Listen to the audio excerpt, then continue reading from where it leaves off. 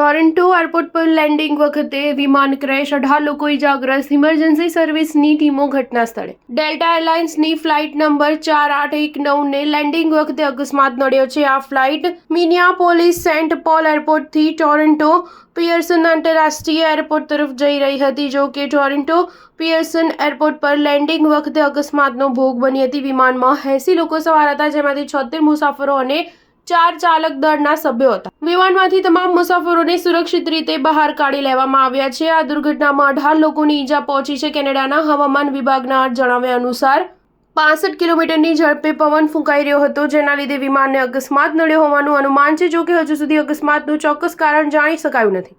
હાલમાં US national transportation safety બોર્ડે મદદે પહોંચી ગયું છે।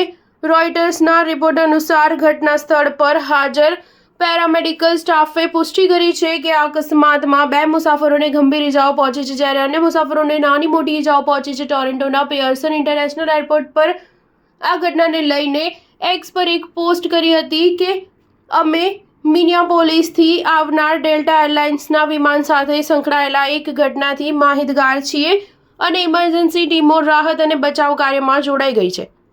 તમામ મુસાફરો અને ચાલક દળનું ધ્યાન રાખવામાં આવી રહ્યું છે। સ્થાનિક પોલીસના કોન્સ્ટેબલ સારા પેટને અકસ્માત સંબંધિત માહિતી આપતા કહ્યું કે એક વિમાન દુર્ઘટના સર્જાઈ છે। મારી જાણકારી અનુસાર મોટાભાગના મુસાફરો સુરક્ષિત છે અને તેમને પ્લેનમાંથી બહાર કાઢી લેવામાં આવ્યા છે। દુર્ઘટનાગ્રસ્ત વિમાનના ઘણા વિડીયો સોશિયલ મીડિયા પર સામે આવ્યા છે, જેમાં વિમાન પલટી ખાઈ ગયેલું જોવા મળે છે અને ઇમરજન્સી સર્વિસની ટીમો રેસ્ક્યુ કરી રહી છે। રનવેની ચારે તરફ બરફ પડેલો જોવા મળે છે। સ્ટાર ન્યૂઝ 7 હંમેશા સચ્ચાઈની સાથે।